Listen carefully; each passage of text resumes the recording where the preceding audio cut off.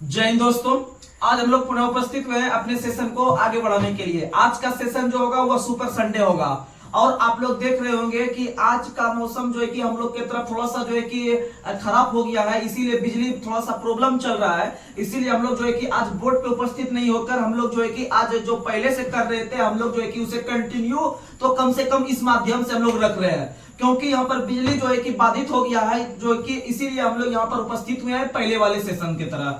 तो आप लोग जो है कि अधिक से अधिक क्वेश्चन सुनने का प्रयास कीजिएगा और जो भी थोड़ा सा एग्जाम के व्यू से क्वेश्चन रहेगा वो क्वेश्चन हम लोग आपके बीच जो है कि अधिक से अधिक रखने का प्रयास करेंगे और जितना हुआ है क्वेश्चन उसको हम लोग कवर करने का प्रयास करेंगे। तो आप लोग सुनने का प्रयास कीजिएगा और यह जो सेशन होगा यह आपको स्टैटिक और जीके से संबंधित सेशन होगा, तो आप लोग समझने का प्रयास कीजिएगा। तो चलिए बिना कोई देरी के हुए अपने सेशन को हम लोग शुरू कर रहे हैं। तो आज का पहला सवाल आप लोग को बताना है, भारत में कर्मचारी राज्य बीमा योजना का शुरुआत कब से हुआ है? 1952 से। 1952 से कर्मचारी राज्य बीमा योजना, 1952 से ही आपका राष्ट्र विकास परिषद का स्थापना और 1952 से ही सामुदायिक विकास कार्यक्रम का भी शुरुआत हुआ है। और भारत के अंदर में पहला आम चुनाव 1951-52 में ही हुआ है, याद रखिएगा।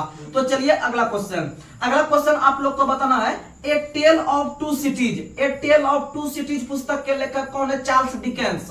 ए टेल ऑफ टू सिटीज पुस्तक के लेखक है चार्ल्स डिकेंस। और आप लोग को बता दे अगला क्वेश्चन, माई स्टोरी पुस्तक के लेखक कौन है? तो माई स्टोरी पुस्तक के लेखक है मार्टिना नवरात्रिलोवा। मार्टिना नवरात्रिलोवा है आपके माई स्टोरी पुस्तक के लेखक। लेकिन अगर क्वेश्चन पूछेगा कि आपका इंडियन स्ट्रगल पुस्तक के लेखक कौन है? इंडियन स्ट्रगल पुस्तक के लेखक सुभाष चंद्र बोस है। इंडियन स्ट्रगल पुस्तक के लेखक सुभाष चंद्र बोस है। लेकिन इटर्नल इंडिया पुस्तक के लेखक इंदिरा गांधी है, याद रखेगा। इटर्नल जो लिखते हैं ई से लिखते हैं, ई से इंदिरा गांधी, लेकिन इंडियन स्ट्रगल सुभाष चंद्र बोस किए हैं। और आप लोग को बताए थे कि सुभाष चंद्र बोस 1938 में पहली बार कांग्रेस के अध्यक्ष बने थे और वह बने थे हरिपुरा में। कहां में बने थे? हरिपुरा में। और हरिपुरा का जो कांग्रेस का अधिवेशन किया था वह अध्यक्ष बने थे आपके कौन थे? याद रखिएगा, सुभाष चंद्र बोस। और उसके विपरीत में जो खड़े हुए थे महात्मा गांधी के प्रतिनिधि के रूप में, जिसका नाम था पट्टाभी सीतारामैया। और पट्टाभी सीतारामैया का हम बार-बार एक पुस्तक बताते हैं, कांग्रेस का इतिहास। कांग्रेस का इतिहास पुस्तक के लेखक पट्टाभी सीतारामैया है, याद रखिएगा। लेकिन आपको बताए थे कि अगर क्वेश्चन पूछे कि आपका ये पॉलिटिक्स ऑफ चरखा पुस्तक के लेखक आपका जेबी कृपलानी है। पॉलिटिक्स ऑफ चरखा पुस्तक के लेखक जेबी कृपलानी है। पॉलिटिक्स ऑफ जुगाड़ पुस्तक के लेखक सवार नकवी है। और सिर्फ पॉलिटिक्स पूछेगा तो अरस्तू मारेंगे। लेकिन ग्रामर ऑफ पॉलिटिक्स पूछेगा तो मारेंगे लास्की। ग्रामर ऑफ पॉलिटिक्स पूछेगा तो लास्की मारेंगे, याद रखिएगा। आगे बढ़ते हैं। अगला क्वेश्चन आप लोग को बताना है, राष्ट्रीय युवा दिवस कब मनाते हैं? तो राष्ट्रीय युवा दिवस हम लोग प्रत्येक वर्ष 12 जनवरी को मनाते हैं स्वामी विवेकानंद के जयंती के रूप में। लेकिन विश्व युवा दिवस 12 अगस्त को मनाते हैं और उसी दिन आप लोग को पता है कि आपका हाथी दिवस मनाते हैं। क्या मनाते हैं? हाथी दिवस। और आपका विश्व युवा दिवस दोनों 12 अगस्त को मनाते हैं। लेकिन उससे 2 दिन पहले आपका 10 अगस्त को जो मनाते हैं वह हम लोग मनाते हैं शेर दिवस। कौन सा दिवस? शेर दिवस। लेकिन बाघ दिवस मनाते हैं हम लोग जो है कि 29 जुलाई को। बाघ दिवस मनाते हैं 29 जुलाई को। तो ये सब याद रखिएगा। आगे बढ़ते हैं। अगला क्वेश्चन बताना है, वह प्रथम देश जिन्होंने महिलाओं को वोट देने का अधिकार दिया पहली बार, तो न्यूजीलैंड ने। विश्व का पहला देश न्यूजीलैंड बना जिन्होंने महिलाओं को पहली बार वोट देने का अधिकार दिया 1892 में। लेकिन भारत के अंदर में 1919 अधिनियम के तहत 1926 में पहली बार महिलाओं ने वोट दी, याद रखिएगा। आगे बढ़ते हैं। अगला क्वेश्चन, प्राक्कलन समिति में कुल कितने सदस्य होते हैं? 30। प्राक्कलन समिति में सदस्य की संख्या कुल 30 होती है और 30 का 30 लोकसभा से। 30 का 30 और याद रखिएगा, हमारे संसद के अंदर में सबसे प्रमुख संसदीय समिति का नाम प्राक्कलन समिति है। वहीं इसके साथ जो निभाते हैं लोक लेखा समिति। और लोक लेखा समिति में सदस्य की कुल संख्या 22 होती है।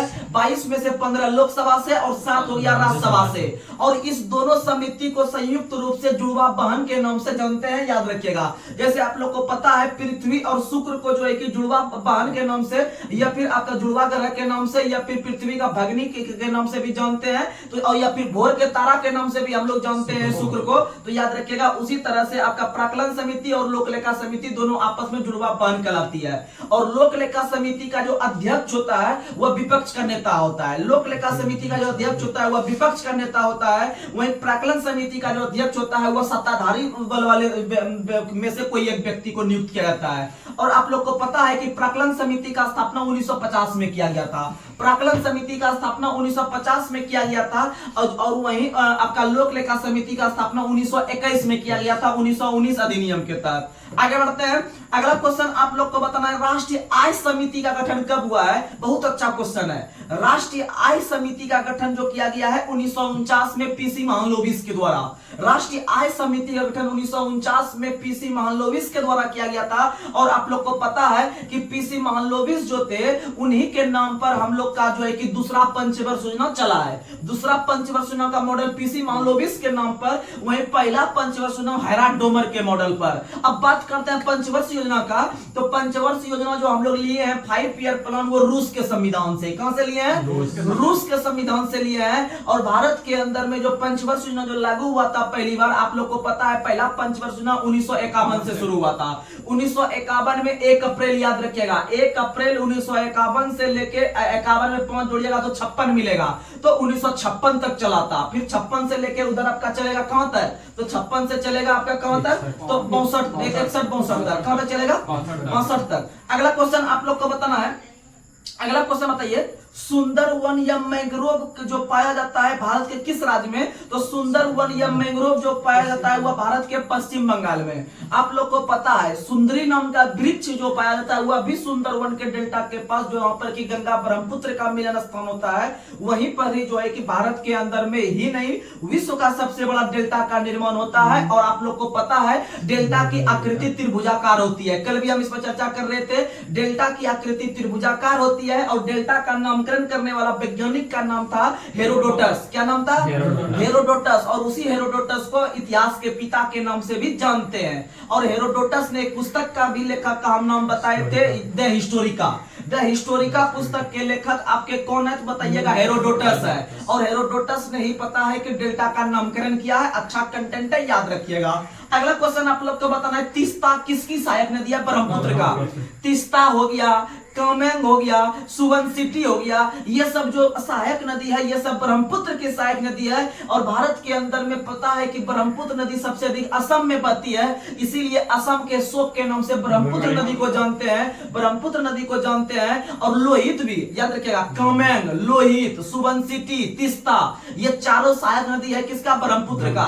कम से कम आपको लोहित और कामेंग याद रखना पड़ेगा। और सुबनसिटी भी, तीस्ता भी, चारों इंपोर्टेंट ही है। और आप लोग को पता है कि तीस्ता जल विवाद भारत बांग्लादेश के बीच तीस्ता जल विवाद, वहीं भारत बांग्लादेश के बीच आप लोग को पता है 3 बीघा कॉरिडोर जोड़ता है। 3 बीघा कॉरिडोर भारत बांग्लादेश के बीच जोड़ता है। वहीं भारत और बांग्लादेश के बीच जो है कि 3 प्रकार का संयुक्त सैन्य अभ्यास होता है, जैसे कि संप्रीति हो गया, मैत्री हो गया, बोंगो सागर हो गया, सूर्य किरण होता है भारत नेपाल के बीच, लेकिन आप लोग को याद रखिएगा 3 गो भारत बांग्लादेश, एक मैत्री, दूसरा बोंगो सागर, और तीसरा याद रखिएगा संप्रीति बहुत इंपॉर्टेंट है, याद रखिएगा। और आप लोग को पता है कि बांग्लादेश जो अलग हुआ था 1971 में, और बांग्लादेश का जो अपना राष्ट्र दिवस मनाता है 26 मार्च को, याद रखिएगा। आगे बढ़ते हैं। मेरी 51 कविताएं पुस्तक के लेखक कौन है? अटल बिहारी वाजपेयी। मेरी 51 कविताएं, अमर बलिदान, संसद के 3 दशक, और ये आपका असम पे भी पुस्तक का रचना अटल बिहारी वाजपेयी ने किया था, याद रखिएगा। और अटल बिहारी वाजपेयी का समाधि स्थल का नाम है स्मृति स्थल। और अटल बिहारी वाजपेयी का निधन जो हुआ था 2018 में हुआ था, याद रखिएगा। और अटल बिहारी वाजपेयी भारत के अंदर में सबसे कम दिन तक प्रधानमंत्री रहे हैं, मात्र 13 दिन तक रहे हैं। लेकिन भारत के अंदर में प्रधानमंत्री के रूप में उन्होंने 3 बार शपथ लिए हैं। कितने बार लिए हैं? 3 बार शपथ लिए हैं अटल बिहारी वाजपेयी ने। और आप लोग को पता है कि सबसे अधिक दिन तक जो प्रधानमंत्री रहे वो जवाहरलाल नेहरू रहे हैं, लगभग 16 वर्ष तक। आगे बढ़ते हैं। अगला क्वेश्चन आप लोग को बताना है कि विजयनगर साम्राज्य का स्थापना हरिहरबुक्का ने किया है। किसने किया है? हरिहरबुक्का ने विजयनगर साम्राज्य का स्थापना 1336 में किया था, याद रखिएगा। और यह विजयनगर साम्राज्य जो है वह तुंगभद्रा नदी के तट पर है। किस नदी पर है? तुंगभद्रा नदी के तट पर है। और तुंगभद्रा जो है वह कृष्णा की सहायक नदी है। किसकी सहायक नदी है? कृष्णा की सहायक नदी है। और आपको हम कृष्णा का 4 गो सहायक नदी और बताते हैं। घाट प्रवाह, माल प्रवाह, दूध गंगा, पंचगंगा। घाट प्रवाह, माल प्रवाह, दूध गंगा, पंचगंगा, ये कृष्णा की 4 सहायक नदी है। और कृष्णा नदी का उद्गम स्थल महाराष्ट्र के महाबलेश्वर पहाड़ी है। कृष्णा नदी का उद्गम स्थल महाराष्ट्र के महाबलेश्वर पहाड़ी है। और आप लोग को पता है कि कृष्णा नदी के ऊपर ही, महाराष्ट्र में कृष्णा नदी के ऊपर ही, कृष्णा नदी के ऊपर ही अलमटी बांध है। कौन सा बांध है? बहुत अच्छा क्वेश्चन है। कृष्णा नदी के ऊपर अलमटी बांध है और मेटूर बांध जो है वह कावेरी पर। अब बहुत बच्चा कंफ्यूज करता होगा, कभी कभी मेटूर को कृष्णा के साथ लगा देते होंगे, हम भी कंफ्यूज करते हैं, लेकिन हम जुगाड़ ढूंढे तो आप उस जुगाड़ से आपको अवगत कराते हैं। जैसे मेटूर के लास्ट में रो आ रहा है और वहां पर कावेरी के लास्ट में भी क्या आ रहा है? रो आ रहा है, यानी मेटूर बांध कावेरी पे, मेटूर बांध कावेरी। तो कृष्णा नदी अलमाटी, कृष्णा नदी अलमाटी, याद रखिएगा। अच्छा क्वेश्चन है। अगला क्वेश्चन आप लोग को बताना है, आत्मकथा विंग्स ऑफ फायर पुस्तक के लेखक कौन है? तो आत्मकथा wings of fire doctor APJ Abdul Kalam, doctor APJ Abdul Kalam, याद रखिएगा। वहीं वेटिंग फॉर ए वीजा, अच्छा क्वेश्चन हम लॉन्च कर रहे हैं, याद रखिएगा। वेटिंग फॉर ए वीजा जो आत्मकथा है वह डॉक्टर भीमराव अंबेडकर का आत्मकथा है। वेटिंग फॉर ए वीजा जो आत्मकथा है वह डॉक्टर भीमराव अंबेडकर का है। वहीं अछूत कौन और कैसे पुस्तक के लेखक भी आपके डॉक्टर भीमराव अंबेडकर है। और डॉक्टर भीमराव अंबेडकर ने भारत के अंदर में 1936 ईस्वी में स्वतंत्र श्रमिक पार्टी का स्थापना किया था। बहुत मस्त क्वेश्चन। स्वतंत्र श्रमिक पार्टी का स्थापना 1936 में जवाहरलाल नेहरू ने किया है। और 1936 में ही जवाहरलाल नेहरू ने भारत के अंदर में भोजपुर अधिवेशन का अध्यक्षता किया था। और भारत के अंदर में पहला यही अधिवेशन हुआ है जो कि गांव में हुआ था। कहां में हुआ था? गांव में। क्वेश्चन पूछता है कि पहली बार गांव में आयोजित अधिवेशन कौन सा था? तो भोजपुर अधिवेशन। इसकी अध्यक्षता किसने किया था? तो इसकी अध्यक्षता जो किया था वो किए थे किसने? तो याद रखिएगा, वो किए थे कौन? तो याद रखिएगा जवाहरलाल नेहरू ने। और याद रखिएगा, तो चलिए अगला क्वेश्चन आप लोग को बताना है। अगला क्वेश्चन, प्रसिद्ध शिप स्क्रैपिंग, प्रसिद्ध शिप स्क्रैपिंग यार्ड जो है वह भारत के गोवा में है। भारत के कहाँ में है? गोवा में है। वहीं पर आप लोग को एक क्वेश्चन बता दे कि भारत के अंदर में विभिन्न प्रकार के जहाज को जो तोड़ने का काम किया जाता है, विभिन्न प्रकार के जहाज को जो तोड़ने का काम किया जाता है वह गुजरात में। कहाँ में? गुजरात में। गुजरात का एक जगह है अलंग, गुजरात का एक जगह है अलंग। अलंग में ही विभिन्न प्रकार के जहाज को तोड़ने का काम किया जाता है। यह क्वेश्चन एग्जाम का आया हुआ है, यानी कि जहाज के विभिन्न अंग को तोड़ा जाता है। अंग को तोड़ा जाता है, इसका मतलब अलंग को तोड़ा जाता है। जब अलंग को तोड़ेगा समझेगा जहाज का अलंग, अलंग में तोड़ा जाता है गुजरात में। अगला क्वेश्चन, और आप लोग को पता है कि गुजरात के अंदर में भावनगर है। भावनगर में नमक अनुसंधान संस्थान है, याद रखिएगा, क्योंकि नमक का भाव बढ़ जाता है। वहीं पर आप लोग याद रखिएगा कि मस्तिष्क अनुसंधान संस्थान आपको बताए थे गुड़गांव में, क्योंकि जब मस्तिष्क काम नहीं करता था तो हम लोग गुड़ खा लेते हैं, यानी मस्तिष्क अनुसंधान संस्थान गुड़गांव में है। वहीं आपको बताए थे गन्ना अनुसंधान संस्थान जो है कि कोयम्बटूर में है, क्योंकि गन्ना खाने में कड़ा लगता है, यानी कोयम्बटूर में, यानी कोयम्बटूर में। आपको बताए थे तंबाकू अनुसंधान संस्थान, तंबाकू अनुसंधान संस्थान यानी राजमुंद्री, क्योंकि जो आदमी तंबाकू खाता है इसका मतलब उसका राज चल रहा है, यानी कि राजमुंद्री। राजमुंद्री आंध्र प्रदेश में है, लेकिन तंबाकू बोर्ड का मुख्यालय गुंटूर में है। तंबाकू बोर्ड का मुख्यालय गुंटूर में है। वहीं हम लोग कुरनूल भी एक शहर का नाम सुने हैं, तो कुरनूल शहर जो था वह आपका आंध्र प्रदेश की पहली राजधानी था। आंध्र प्रदेश की पहली राजधानी कुरनूल हुआ करता था जब आंध्र प्रदेश का गठन 1953 में हुआ था, तो उस समय। लेकिन बाद में चलकर इसकी राजधानी जो है कि हैदराबाद हुआ। और कुछ दिन के बाद 2014 में जब तेलंगाना राज्य का स्थापना हुआ, तो तेलंगाना राज्य का स्थापना होने के बाद हैदराबाद चल गया तेलंगाना के हिस्से में। इसीलिए याद रखिएगा कि वो अपना नया राजधानी को बनाया अमरावती को। किसको बनाया? अमरावती। लेकिन वर्तमान समय में अमरावती भी नहीं है, वर्तमान समय में उसकी राजधानी विशाखापट्टनम है। विशाखापट्टनम में याद रखिएगा आंध्र प्रदेश की राजधानी। और वही विशाखापट्टनम जो कि भारत के अंदर में सबसे गहरा बंदरगाह है। भारत का सबसे गहरा बंदरगाह विशाखापट्टनम है। और भारत के अंदर में जो है कि आपका विशाखापट्टनम बंदरगाह जो है वह आपका डॉल्फिन नोच पहाड़ी के पीछे है। डॉल्फिन नोच पहाड़ी के पीछे सुरक्षित है आपका विशाखापट्टनम बंदरगाह। और भारत के अंदर में नवनिर्मित आपका रेलवे बोर्ड जो है वह भी विशाखापट्टनम है। और विशाखापट्टनम जो वह मुख्यालय है वह आपका दक्षिण मध्य तट रेलवे, दक्षिण में तो है आंध्र प्रदेश, प्लस में थोड़ा सा मध्य में भी आता है। पूरे दक्षिण में जाएगा तो तमिलनाडु घुस जाइएगा, लेकिन दक्षिण लेना है, दक्षिण के साथ मध्य लगाना है। अब मध्य के साथ आपको पता है विशाखापट्टनम जो है कि वह समुद्र के किनारे यानी तट के किनारे है, यानी दक्षिण मध्य तटीय रेलवे का मुख्यालय विशाखापट्टनम में, याद रखिएगा। अगला क्वेश्चन आप लोग को बताना है। अगला क्वेश्चन, काकतिया किस राज्य का प्रसिद्ध शासक था? तो काकतिया प्रसिद्ध शासक था आंध्र प्रदेश का। कहां का था? आंध्र प्रदेश का था। वहीं पर आप लोग को पता है महमूद बेगड़ा जो शासक हुआ करता था, महमूद बेगड़ा जो शासक हुआ करता था वो गुजरात का हुआ करता था। कहां का हुआ करता था? गुजरात का हुआ करता था, याद रखिएगा। और आप लोग को पता है कि आंध्र प्रदेश के अंदर में जो है कि भारत के अंदर में एक राज्य आंध्र प्रदेश है जिसका स्थापना दिवस हम लोग 1 नवंबर को मनाते हैं। कब मनाते हैं? 1 नवंबर 1953 को इसका स्थापना हुआ था। वहीं उत्तर प्रदेश का स्थापना जो हुआ है वह हुआ है 24 जनवरी 1950 को। आगे बढ़ते हैं। प्रसिद्ध सह्याद्री पर्वत किस राज्य में है? महाराष्ट्र में। प्रसिद्ध सह्याद्री पर्वत है महाराष्ट्र में, गिरनार पर्वत है महाराष्ट्र में। वहीं पर बात करते हैं अरावली पर्वत है राजस्थान में, आपका सेबराई की पहाड़ी और जवादी की पहाड़ी ये दोनों तमिलनाडु में है। और तमिलनाडु में नीलगिरी की भी पहाड़ी है।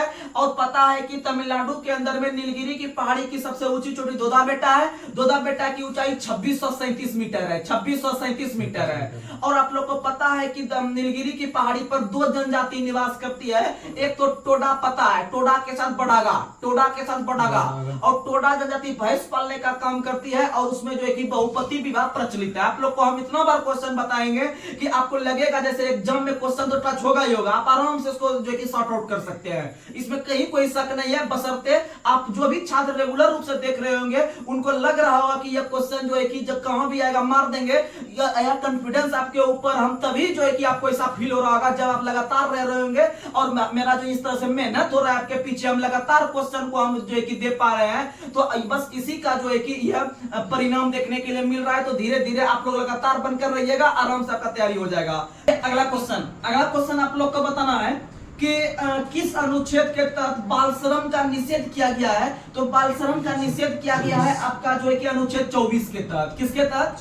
अनुच्छेद 24 के तहत। अब यहाँ पर अनुच्छेद को देख रहे हैं तो कुछ महत्वपूर्ण अनुच्छेद आपके पीछे हम रख रहे हैं, ध्यान से सुनने का प्रयास कीजिएगा। क्योंकि कोई भी आप एग्जाम में बैठिए, अनुच्छेद आना ही आना है, भाग आना ही आना है, अनुसूची आना ही आना है। इसीलिए आप लोग लगातार जो है कि सुनने का प्रयास कीजिएगा। आप लोग को बताते हैं अनुच्छेद 1 जो है वह भारत के अंदर में जितने भी राज्य और केंद्र शासित प्रदेश है उसका वर्णन करता है। अनुच्छेद 2 जो है वह भारत के अंदर में किसी नए राज्य के प्रवेश को अनुमति देती है, अनुच्छेद 2। और भारत के अंदर में अनुच्छेद 3 जो है वह किसी राज्य को काटकर एक नए राज्य का जब स्थापना करेंगे तो अनुच्छेद 3। और अनुच्छेद 4 कहता है कि अनुच्छेद 2 और 3 में जो जो काम हुए हैं उसको हम लोग संविधान संशोधन नहीं मानेंगे, संविधान संशोधन नहीं मानेंगे।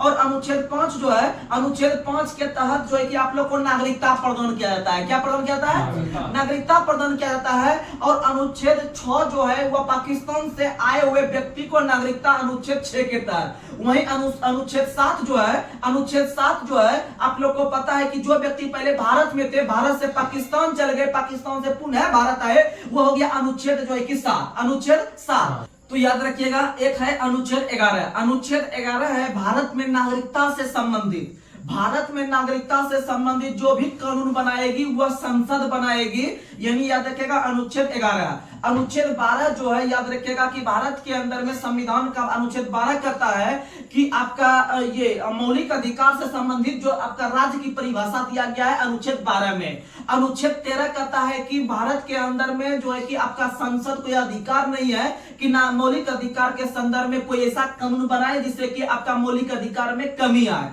अनुच्छेद 14 है आपका क्या? तो याद रखिएगा अनुच्छेद 14 जो है वह भारत के अंदर में क्या है? तो याद रखिएगा अनुच्छेद 14 आपका आपका जो है कि समानता का अधिकार है। किसका अधिकार है? समानता का अधिकार है। वहीं पर अनुच्छेद 15 जो है वो आपका धर्म, जाति, लिंग के आधार पर भेदभाव खत्म किया है। अनुच्छेद 16 है कुछ वर्गों के हितों के साथ जो है कि उसमें आरक्षण वगैरह बात किया गया है। वहीं अनुच्छेद 17 अस्पृश्यता का अंत है। अनुच्छेद 18 जो है उपाधि का अंत है। अनुच्छेद जो है कि 19 आपका जो है कि स्वतंत्रता का अधिकार करता है। और अनुच्छेद 19 के अंतर्गत आप लोग को पता है, अनुच्छेद 19 का जो ए है उसके तहत प्रेस की स्वतंत्रता है।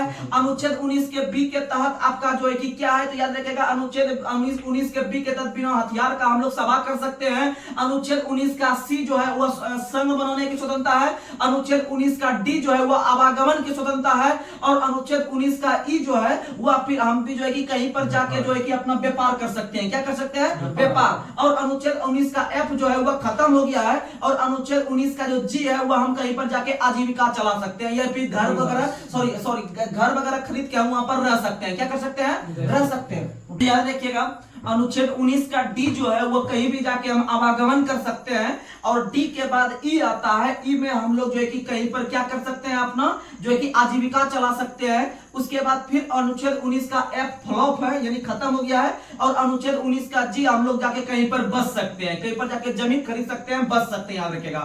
वहीं अनुच्छेद 20 जो है, अनुच्छेद 20 में जो है कि आपका अपराध के संबंध में संरक्षण है। अनुच्छेद 21 में आपका प्रण एवं दैहिक स्वतंत्रता है। और अनुच्छेद आपका 22 में जो है कि गिरफ्तारी के संबंध में संरक्षण है। और अनुच्छेद 23 में आपका क्या है, तो अनुच्छेद 23 में जो है कि आपका देह व्यापार पर रोक किया गया है। अनुच्छेद 24 में आपका बाल श्रम पर निषेध है। अनुच्छेद 25 में धार्मिक स्वतंत्रता का अधिकार है। और अनुच्छेद 25 के तहत हम किसी भी धर्म को अपना सकते हैं, उसका प्रचार प्रसार कर सकते हैं। और इसी अनुच्छेद के तहत याद रखिएगा कि सिख धर्म के लोग 5 प्रकार के ककार का प्रयोग करते हैं। और अनुच्छेद 26 के तहत जो है कि हम किसी भी धर्म के लिए पैसों का प्रबंध कर सकते हैं। और अनुच्छेद 27 पे जो हम जो प्रबंध किए हैं उस पे किसी प्रकार का सरकार हमसे टैक्स नहीं लेगी। अनुच्छेद 28 जो है उस किसी भी सरकारी या सरकार के द्वारा पोषित संस्था में जो है कि कोई भी जो है कि धर्म से संबंधित शिक्षा नहीं दी जाएगी। और अनुच्छेद 29 जो है, अनुच्छेद 29 आपका अल्पसंख्यक के अधिकार से संबंधित है। और अनुच्छेद 30 जो है वह अल्पसंख्यक के लिए जो है कि किसी प्रकार का शिक्षण संस्थान खोल सकता है। और अनुच्छेद 31 जो है कि संपत्ति का अधिकार था वह भी फ्लॉप हो गया है। और अनुच्छेद 32 में आपका संवैधानिक उपचार का अध्ययन है, संवैधानिक उपचार का अध्ययन है। और यहां से आपको हम मुख्य अनुच्छेद बताते हैं, क्योंकि संडे है, आप समझ दीजिए आपका जो है कि सॉल्यूशन जो है कि होगा, क्योंकि एग्जाम में मेरा मकसद है क्वेश्चन जो आएगा उसके अकॉर्डिंग पढ़ना, तो आप लोग लगातार बन के रहिएगा। फिर अनुच्छेद जो है कि आपका कौन सा है, तो अनुच्छेद जो है कि 35, अनुच्छेद 35 जो कहता है कि मौलिक अधिकार को जो है कि संसद अधिक से अधिक सशक्त कर सकती है, अधिक से अधिक मजबूत बना सकती है। वहीं अनुच्छेद जो 36 है वह, क्योंकि आपको पता है 12 से 35 तक मौलिक अधिकार आता है, 12 में जो है कि मौलिक अधिकार के संबंध में परिभाषा हो गया। और जब लास्ट करने लगा अनुच्छेद 35 मौलिक अधिकार को, तो उसको जो है कि लास्ट में जो है कि जो देने का था उसको दे दिया कि अधिक से अधिक हम उसको सशक्त बना देते हैं। वहीं अनुच्छेद 36 जो है वह डीपीएसपी को परिभाषित किया गया है। और अनुच्छेद 37 जो है, अनुच्छेद 37 क्या कहता है कि अनुच्छेद 37 जो है कि किसी प्रकार का जो है कि डीपीएसपी को लेकर हम जो है कि किसी न्यायालय का शरण नहीं ले सकते हैं, अर्थात नीति निषेध तत्व जो है वह अपरिवर्तनीय है। उसके बाद याद रखिएगा अनुच्छेद 38, अनुच्छेद 38 जो है वह लोक कल्याणकारी राज्य की स्थापना करता है। उसके बाद है अनुच्छेद 39, अनुच्छेद 39 के अंतर्गत जो है कि सभी प्रकार के जो है कि धन का समान वितरण किया गया है। इसमें और भी है लेकिन हम लोग जो है कि उस पर ज्यादा चर्चा नहीं करेंगे, आगे बढ़ते हैं जो इंपोर्टेंट है। अनुच्छेद 40 है ग्राम पंचायत का गठन। उसके बाद अनुच्छेद 42 में है आपका जो है कि प्रसूति सहायता। अनुच्छेद 43 में है न्यूनतम निर्वहन मजदूरी और कुटीर उद्योग को बढ़ावा। अनुच्छेद 44 में है समान सिविल संहिता। उसके बाद अनुच्छेद 45 में है आपका जो है कि क्या है, तो अनुच्छेद 45 में आपका जो है कि बालक के शिक्षा से संबंधित जो है कि अधिकार है। उसके बाद अनुच्छेद 46 में एससी एसटी एवं अन्य दुर्बल वर्ग का जो है कि उसमें सहायता किया गया है। अनुच्छेद 47 में पोषाहार के स्तर में वृद्धि है।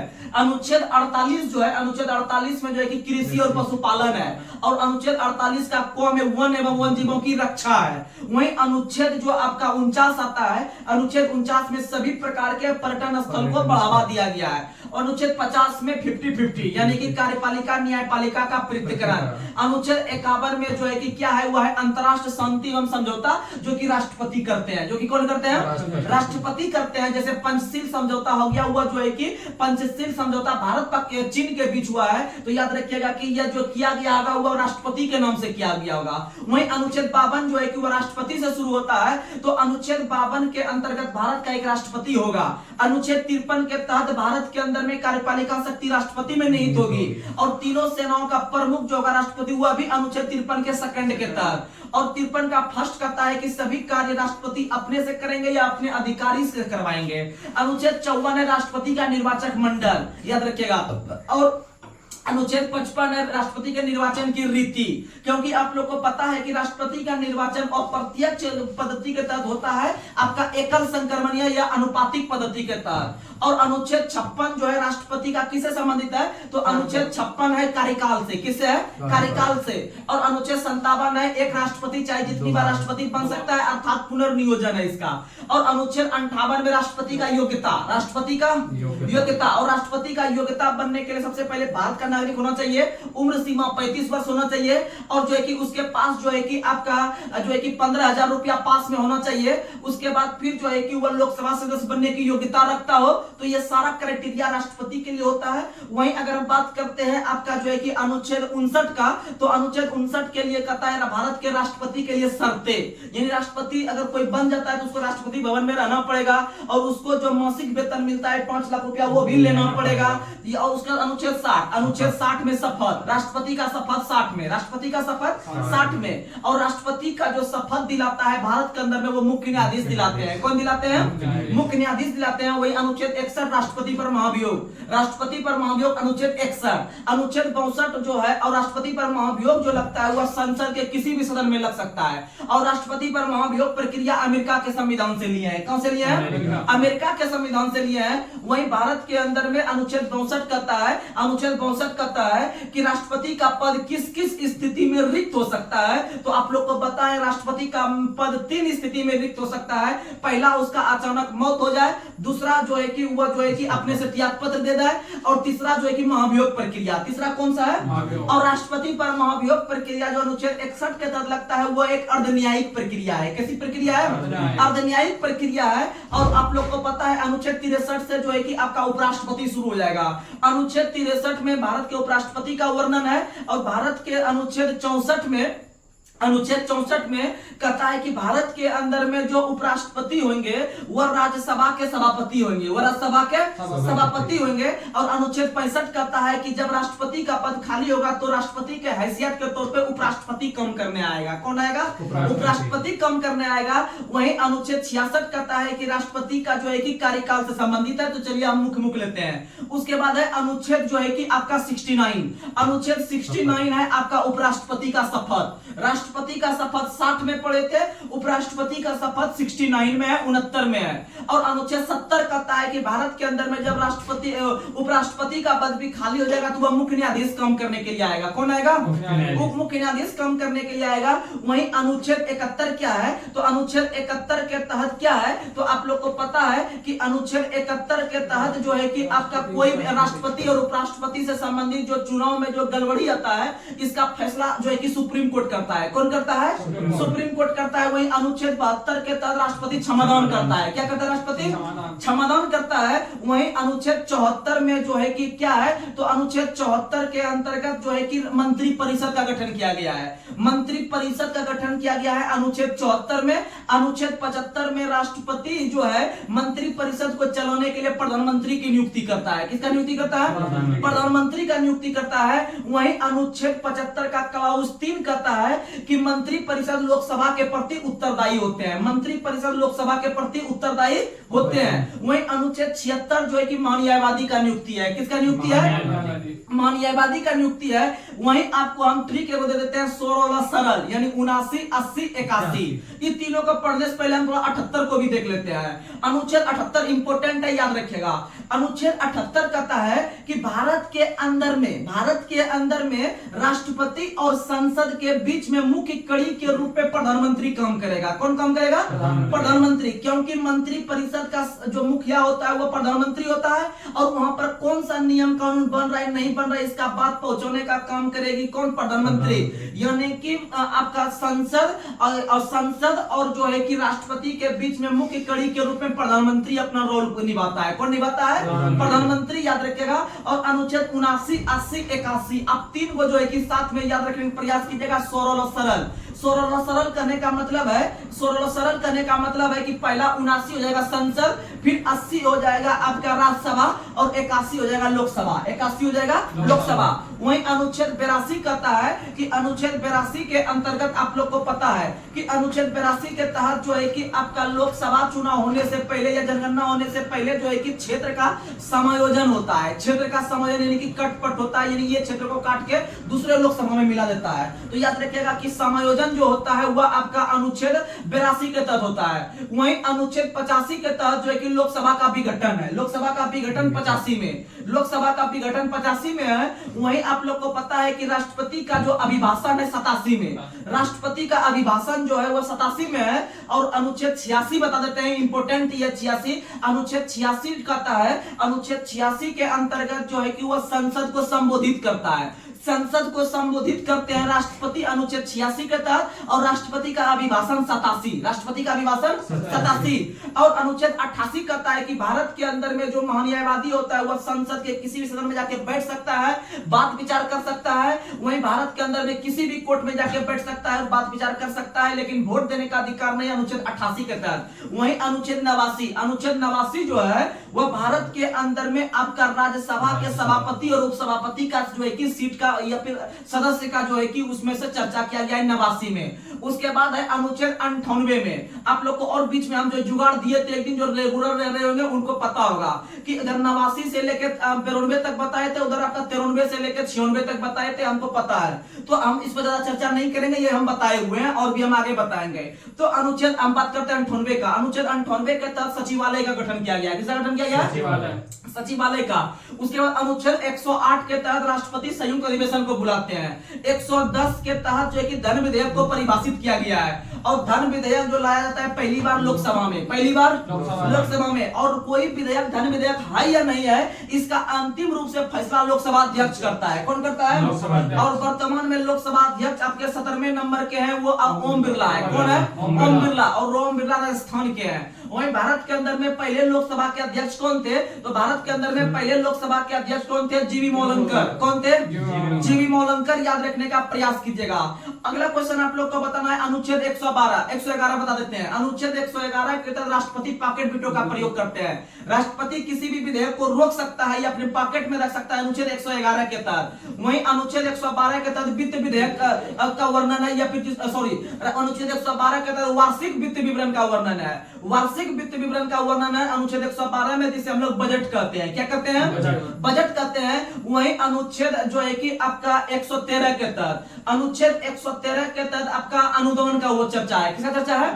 अनुदान का चर्चा है। वहीं पर आप लोग को पता है कि अनुच्छेद जो 114 है, अनुच्छेद 114 के तहत विनियोग विधेयक की चर्चा है। विनियोग विधेयक यानी कि आपका पैसा निकालने के लिए संचित निधि से जो है या काश्मीर निधि से उससे पहले विनियोग विधेयक करवाया जाता है, और विनियोग विधेयक से ही हम लोग संचित निधि से पैसा निकाल सकते हैं। याद रखिएगा, इसका वर्णन अनुच्छेद 114 में है। वहीं अगर बात करते हैं हम लोग और अनुच्छेद का 124 का, तो 124 अनुच्छेद जो है इसके तहत सुप्रीम कोर्ट का गठन किया गया है। किसका गठन? सुप्रीम कोर्ट का गठन। और भारत के अंदर में सुप्रीम कोर्ट का गठन पहली बार 28 जनवरी आपका 1950 में किया गया था। और इसका गठन उससे पहले एक संघ न्यायालय के तौर पर 1937 में किया गया था। 1937 में किया गया था, 1935 अधिनियम के तहत। लेकिन आप लोग को पता है कि जब भारत में सुप्रीम कोर्ट का स्थापना 1950 में किया गया, आजाद होने के बाद, यह संविधान लागू होने के बाद, तो उस समय पहले जो मुख्य न्यायाधीश बने थे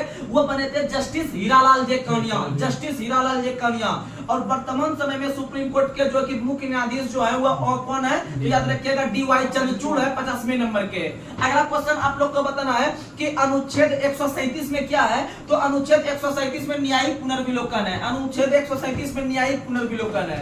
अनुच्छेद 137 में न्यायिक पुनर्विलोकन है। वहीं अगर बात करते हैं अनुच्छेद 129 का, तो 129 के तहत सुप्रीम कोर्ट एक अभिलेख न्यायालय है। सुप्रीम कोर्ट एक अभिलेख न्यायालय है 129 के तहत। अगर हम बात करते हैं जो है कि आपका और कौन सा अनुच्छेद है, 143 जो है वह राष्ट्रपति प्रश्न पूछ सकता है, राष्ट्रपति प्रश्न पूछ सकता है सुप्रीम कोर्ट, याद रखिएगा 143 के तहत। वहीं अगर हम बात करते हैं 155 के तहत, तो 155 के तहत जो है कि आपका राज्यपाल की नियुक्ति है। 155 के तहत राज्यपाल की नियुक्ति है।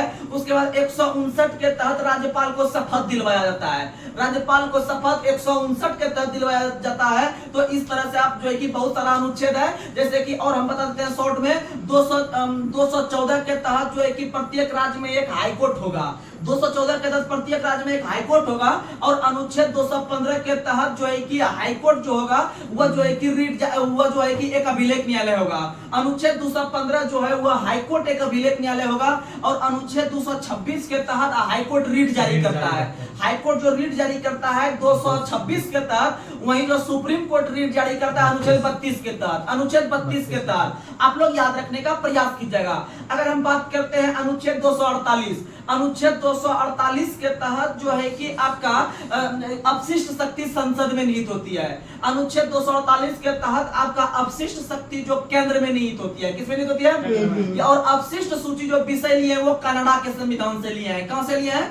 कनाडा के संविधान से लिए हैं। और अगर हम बात करते हैं अनुच्छेद 263 का, तो अनुच्छेद 263 के तहत आपका जो है कि अंतर्राज्य परिषद का गठन किया गया है। अनुच्छेद 263 के तहत अंतर्राज्य परिषद का गठन किया गया है। वहीं अनुच्छेद 262 के तहत आपका नदी जोड़ो प्रावधान है। वहीं अगर हम बात करते हैं अनुच्छेद 280, तो अनुच्छेद 280 के तहत आपका जो है कि किसका वर्णन है, तो वित्त आयोग का। वित्त आयोग का वर्णन अनुच्छेद 280 में है। और भारत के अंदर में पहले वित्त आयोग का गठन 1951 में किया गया था, जिसके अध्यक्ष केसी नियोगी थे। और वर्तमान समय में आपके 16वें वित्त आयोग का गठन किया गया है। और 16वें वित्त आयोग के जो अध्यक्ष बने हैं वो अरविंद पनगड़िया बने हैं। कौन बने हैं? अरविंद पनगड़िया। और वित्त आयोग का गठन राष्ट्रपति के द्वारा किया जाता है प्रत्येक 5वें वर्ष, प्रत्येक 5वें वर्ष, याद रखिएगा। और आप लोग को पता है कि वित्त आयोग का सबसे मुख्य काम होता है केंद्र और राज्य के बीच शक्ति का बंटवारा करना। केंद्र और राज्य के बीच शक्ति का बंटवारा करना वित्त आयोग का सबसे मुख्य कार्य होता है। अगर हम बात करते हैं कि अनुच्छेद जो है कि आपका 352, अनुच्छेद 352 के तहत, अनुच्छेद 352 के तहत जो है कि आपका राष्ट्र आपातकाल, अनुच्छेद 356 के तहत राष्ट्रपति शासन, और अनुच्छेद 360 के तहत वित्त आपातकाल, अनुच्छेद 360 के तहत वित्त आपातकाल। और राष्ट्र आपातकाल जो है, और राष्ट्र आपातकाल का प्रभाव हमारे मौलिक अधिकार पर पड़ता है। अर्थात हम बताए थे कि जब राष्ट्र आपातकाल भारत में लगता है तो इसका प्रभाव मौलिक अधिकार पे पड़ता है। और जैसे 352 लगा तो समझिए उधर 358 लागू हो गया। और 358 जैसे लागू हो गया तो अनुच्छेद 19 को ब्रेक करेगा। किसको ब्रेक करेगा? अनुच्छेद 19 को ब्रेक करेगा। लेकिन भारत के राष्ट्रपति को यह लगे कि अनुच्छेद 19 के अलावा और भी अनुच्छेद को उनको ब्रेक करना है, तो वह अनुच्छेद 359 का प्रयोग करेगा। किसका प्रयोग करेगा? अनुच्छेद 359 का प्रयोग करेगा। लेकिन आप लोग को बता दें कि किसी भी हालत में अनुच्छेद 20 और 21 बंद नहीं होता है, याद रखने का प्रयास कीजिएगा। वहीं आपको बता दें कि एक और अनुच्छेद है 365 अनुच्छेद के तहत भी राष्ट्रपति शासन लगता है। लेकिन आप लोग को बता दें आपातकाल मुख्यतः 3 प्रकार का होता है, राष्ट्र आपातकाल, राष्ट्रपति शासन और वित्त आपातकाल। ये 3 प्रकार के आपातकाल में से पहला आपातकाल जो राष्ट्र आपातकाल है, यह राष्ट्रपति के लिखित दस्तावेज पर ही होता है, यानी कि लिखित सिफारिश पर मंत्रिमंडल के लिखित सिफारिश पर राष्ट्र आपातकाल लगता है। लेकिन और जो 2 आपातकाल है आपका राष्ट्रपति शासन और वित्त आपातकाल, ये सिर्फ बोलने मात्र से लग जाता है। किससे लग जाता है? बोलने मात्र से लग जाता है। तो आप लोग ये सब अनुच्छेद याद रखने का प्रयास कीजिएगा। और हम लोग जो है कि आगे और भी समय मिलेगा तो भाग वगैरह, अनुसूची वगैरह को आगे प्रयास करेंगे कवर करने का। तो आपको इस तरह से अगर इतना भी अनुच्छेद याद रखते हैं तो शायद आप लोग का, क्योंकि हम हर एक वीडियो में 2005 अनुच्छेद का नाम लेते हैं, आप लोग को याद रह जाएगा। चलिए आगे बढ़ते हैं। अगला क्वेश्चन आप लोग को बताना है, अगला क्वेश्चन आप लोग बताइएगा, हड़प्पा काल का सर्वाधिक पूज्य जानवर कौन सा था? तो एक कुबड़ वाला सांप, एक कुबड़ वाला सांड आपका हड़प्पा सभ्यता में सबसे पूज्य जानवर था, लेकिन हड़प्पा काल में या ऋग्वैदिक काल में आपको जो है कि भूमि या फिर धरती माता को उर्वरता की देवी मानकर उसकी पूजा करते थे। और ऋग्वैदिक काल में आप लोग को पता है, ऋग्वैदिक काल में जो है कि हल को सिरा कहते थे। हल को क्या कहते थे? सिरा कहते थे। हल को जो है कि सिरा कहते थे। और हल के द्वारा जो खींचा गया रेखा है, हल के द्वारा जो खींचा गया रेखा है उसको सीता कहते थे। क्या कहते थे? सीता कहते थे। हल को सिरा और उसके द्वारा जो खींचा गया रेखा है उसको सीता कहते थे, याद रखिएगा। चलिए आगे बढ़ते हैं। अगला क्वेश्चन आप लोग को बताना है, रिएक्टर स्केल क्या मापता है? तो रिएक्टर स्केल भूकंप की तीव्रता मापता है। भूकंप की तीव्रता मापता है, आप लोग याद रखने का प्रयास कीजिएगा। चलिए अगला क्वेश्चन आप लोग को बताना है। अगला क्वेश्चन आप लोग को बताना है कि भारत के अंदर में विश्व के अंतर्गत राष्ट्रमंडल का स्थापना कब हुआ है? तो राष्ट्रमंडल का स्थापना 1931 ईस्वी में किया गया है। कब किया गया है? 1931 ईस्वी में किया गया है। और राष्ट्रमंडल का मुख्यालय जो है वह कहाँ में? लंदन में। राष्ट्रमंडल का मुख्यालय लंदन में है। और आप लोग को बता दें कि राष्ट्रमंडल के जो वर्तमान में अध्यक्ष है वह कौन है? तो पैट्रिशिया स्कॉटलैंड है। पैट्रिशिया स्कॉटलैंड है। वर्तमान समय में राष्ट्रमंडल में कुल 54 सदस्य है और 54वां सदस्य जो बना हुआ मालदीव बना है। कौन बना है? मालदीव बना है। और राष्ट्रमंडल में जो है कि भारत राष्ट्रमंडल खेल का आयोजन पहली बार 1930 में किया गया था, हेमिल्टन कनाडा में किया गया था। और राष्ट्रमंडल में जो है कि आपका भारत भी सदस्य है। और आप लोग को पता है कि 2022 का जो राष्ट्रमंडल खेल का आयोजन किया गया था वह किया गया था बर्मिंघम में। 2022 का राष्ट्रमंडल खेल का आयोजन बर्मिंघम लंदन के अंदर किया गया। वहीं 22/4/26 में जो होगा वह होगा आपका कहां में? तो विक्टोरिया में। कहां में होगा? और विक्टोरिया ऑस्ट्रेलिया में है, याद रखिएगा। और सर्बिया का राजधानी भी विक्टोरिया है, याद रखिएगा।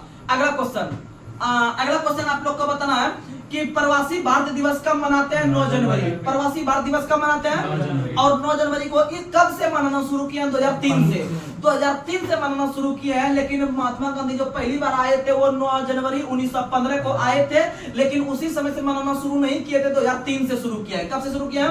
2003 से। अगला क्वेश्चन बताइए, ओपेक का मुख्यालय कहाँ है? वियना। ओपेक का मुख्यालय कहाँ है? वियना। और ओपेक का स्थापना देखिएगा, ओपेक में शुरू करते हैं ओ से, इसीलिए इसका स्थापना वर्ष भी ओ के तरह होगा, लास्ट में इकाई डिजिट यानी 1960। और ओपेक जो है कि वह तेल देशों का एक समूह है और तेल लगा के हम लोग घसते हैं शरीर को। तो याद रखिएगा, ओपेक का वर्तमान में अध्यक्ष है अलघीस है ओपेक का। और ओपेक का फुल फॉर्म होता है organisation of petroleum exporting countries, याद रखने का प्रयास कीजिएगा। आगे बढ़ते हैं। आसियान का स्थापना कब हुआ है? 1967। आसियान में आपको जुगाड़ दिए थे, लास्ट में एन आता है और एन का जो कोड होता है वह 14 होता है, 14 का आधा 7 होता है, यानी ईस्वी का इकाई डिजिट 1967 होगा। यानी आसियान का स्थापना 1967 में। और आसियान का मुख्यालय कहाँ है? तो आसियान का मुख्यालय कहाँ है? तो याद रखिएगा, आसियान का मुख्यालय जकार्ता में है। कहाँ में है? जकार्ता में। और जकार्ता जो है वह इंडोनेशिया की राजधानी है। और जकार्ता का पुराना नाम बटाविया था। जकार्ता का पुराना नाम बटाविया था, आपको बता चुके हैं। और जापान चीन की राजधानी जो बीजिंग है उसका पुराना नाम पिकिंग है। क्या है? पिकिंग। ये सब पता है। आगे बढ़ते हैं। और केरल का पुराना नाम त्रावणकोर है। और अरुणाचल प्रदेश का पुराना नाम नेफा है। असम का पुराना नाम कामरूप है। तो ये सब याद रखिएगा। वहीं उड़ीसा का पहले नाम उत्कल था। क्या नाम था? और इसीलिए उत्कल दिवस प्रत्येक वर्ष 1 अप्रैल को मनाते हैं, याद रखिएगा। अगला क्वेश्चन आप लोग को बताना है, सार्क का स्थापना कब हुआ है? 1985। सार्क का स्थापना 1985 में हुआ है। और सार्क का मुख्यालय काठमांडू में है। और सार्क को हम लोग दक्षेस भी कहते हैं। क्या कहते हैं? दक्षेस कहते हैं, याद रखिएगा। अगला क्वेश्चन आप लोग को बताना है, अरब लीग का मुख्यालय कहाँ है? काहिरा। अरब लीग का मुख्यालय काहिरा में है। और काहिरा जो है वह मिस्र की राजधानी है। और मिस्र की राजधानी जो काहिरा है वह नील नदी के किनारे बसा सबसे बड़ा शहर है। और नील नदी की देन के नाम से भी मिस्र को जानते हैं। और आप लोग को पता है कि मिस्र जो देश है वह आपका एशिया और अफ्रीका का जो है कि मुख्य जंक्शन कहलाता है, आप लोग को पता है। और यूरोप का मरीज तुर्की को कहते हैं। और एशिया का मरीज चीन को कहते हैं। और चीन को जो है कि ड्रैगन के नाम से भी जानते हैं। अगला क्वेश्चन रेड क्रॉस का स्थापना कब हुआ है? तो रेड क्रॉस का स्थापना 1863 में हुआ है। रेड क्रॉस का स्थापना 8 मई 1863 को रेड क्रॉस का स्थापना 8 मई 1863 को, इसीलिए रेड क्रॉस दिवस 8 मई को, रेड क्रॉस दिवस 8 मई को।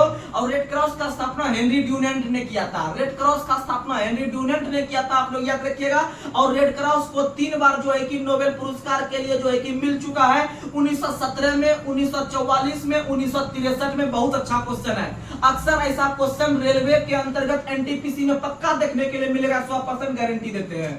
तो याद रखिएगा कि आपका रेड क्रॉस का स्थापना 1863 में 8 मई के दिन हुआ था। और आप लोग को बता दें, रेड क्रॉस को नोबेल पुरस्कार कितना बार? 3 बार। पहली बार 1917 में, दूसरी बार 1944 में, तीसरी बार 1963 में। और 1963 के अंतर्गत भाखड़ा नगर परियोजना का भी स्थापना किया गया था सतलज नदी के ऊपर में, याद रखिएगा। आगे बढ़ते हैं, अगला क्वेश्चन बताना है, गेट का मुख्यालय कहाँ है? जेनेवा। गेट का मुख्यालय जेनेवा में है। और गेट का स्थापना 1947 में हुआ था, लेकिन इसका नाम परिवर्तित 1900 जो है कि कब किया गया? 95 में। 1995 में इसका नाम परिवर्तित करके WTO रखा गया, यानी वर्ल्ड ट्रेड ऑर्गेनाइजेशन रखा गया। और वर्तमान समय में WTO में पता है कि जो अध्यक्ष बनी है वो पहली महिला अध्यक्ष बनी है, जिसका नाम है नांकोजी इंकोजा इवोला। नाकोजी इंकोजा इवेला, जिसका संबंध नाइजीरिया से है। कहां से है? नाइजीरिया से है। तो आप लोग याद रखने का प्रयास कीजिएगा। और WTO जो है वह व्यापार के लिए सबसे बड़ी संस्था है, याद रखिएगा। चलिए अगला क्वेश्चन, अगला क्वेश्चन आप लोग को बताना है। अगला क्वेश्चन बताइए, विश्व टीबी दिवस कब मनाते हैं? तो विश्व टीबी दिवस हम लोग मनाते हैं कितना मार्च को? टीबी मतलब बीमारी वाला, टीबी मतलब बीमारी, यानी 24 मार्च। टीबी दिवस 24 मार्च। और आप लोग को पता है 24 अप्रैल को हम लोग मनाते हैं क्या? तो 24 अप्रैल को मनाते हैं हम लोग जो है कि 24 अप्रैल को पंचायती राज दिवस। और 24 मई को मनाते हैं राष्ट्रमंडल दिवस। 24 मई को मनाते हैं राष्ट्रमंडल दिवस मनाते हैं। वहीं 23 जून को ओलंपिक दिवस, 23 जून को ओलंपिक दिवस। और 29 मई को माउंट एवरेस्ट दिवस, 29 मई को माउंट एवरेस्ट दिवस। और साइकिल दिवस 3 जून को, साइकिल दिवस 3 जून को, क्योंकि साइकिल पे हम लोग 3 गो आदमी बैठते थे, याद रखिएगा बचपन का चीज, 3 जन बैठते थे, यानी 3 जून को साइकिल दिवस, 3 जून को साइकिल दिवस। और साइकिल का आविष्कारक मैकमिलन है। कौन है? अगला क्वेश्चन, अगला क्वेश्चन आप लोग को बताना है। अगला क्वेश्चन बताइए, कन्हेरी की गुफा और एलिफेंटा की गुफा किस शहर में है? मुंबई में। कन्हेरी की गुफा और एलिफेंटा की गुफा आपके मुंबई में है। और मुंबई जो शहर है वह सालसेट द्वीप के ऊपर है। मुंबई शहर यानी भारत के अंदर में द्वीप पर बसा सबसे बड़ा शहर आपका मुंबई है। और मुंबई का स्थापना जो किया था वह गेराल्ड ओंगियार ने किया था। किसने किया था? गेराल्ड ओंगियार ने किया था। आप लोग याद रखने का प्रयास कीजिएगा। तो आज का सेशन आप लोग को कैसा लगा? आप लोग जो है कि जरूर कमेंट में बताने का प्रयास कीजिएगा। आप हमें जिस तरह से समर्थन दे रहे हैं, अपना जिस तरह से प्यार दे रहे हैं, आप अपना प्यार इसी तरह से बरकरार रखिएगा। और हम अपने मेहनत में कमी नहीं होने देंगे। बस आप लोग इसी तरह से मेरा सपोर्ट करते रहिए। और बिहार SSC के एग्जाम को या एनटीपीसी का या जीडी का एग्जाम कुछ भी आए, अगर जीके और साइंस का जहां पर भी सिलेबस है तो समझिए कि वहां पर मेरा दबदबा जरूर रहेगा। नहीं तो आप सेट प्रैक्टिस करके भी देख लीजिएगा। आप 10 20 30 40 वीडियो मेरा देखिए और देखिएगा कितना इंप्रूवमेंट होता है आप में। अगर आप कोई भी चीज करते हैं तो आप लगातार कीजिए, क्योंकि यह चीज मानते हैं कि आपके पास भले YouTube पे ये फ्री में प्रोवाइड हो रहा है, लेकिन आप इसे इग्नोर नहीं कर सकते हैं, क्योंकि इसमें कंटेंट में दम है। और यही चीज जब आप पैसा देके कहीं पर जाके कीजिएगा तो आप थोड़ा सा उसको अच्छा से ग्रहण करते हैं और इस तरह से आपको चीज नहीं मिलेगा वहां पर। हकीकत यही है, क्योंकि हम भी एक आदमी है, हम भी सब जगह पढ़ाई किए हुए हैं, हमको पता है कि हम क्या मिलता है। इसीलिए आपको जो मिल रहा है, आपको जो है कि एग्जाम के दृष्टिकोण से पूरा निचोड़ मिल रहा है जीके जीएस का। तो आप लगातार बनकर तैयारी कीजिए। भले जो है कि अभी हम थोड़ा सा छोटे चैनल पे हैं, लेकिन अगर आप इस तरह से सपोर्ट कीजिएगा तो जरूर हम लोग जो है कि आगे बढ़ेंगे। और आप लोगों के लिए, आपके छोटे भाई बहन के लिए या आप लोगों के लिए हम जरूर जो है कि अंतिम रूप से सफलता दिलवाएंगे। तो चलिए आज सेशन को हम समाप्त करें। तब तक के लिए जय हिंद, जय भारत।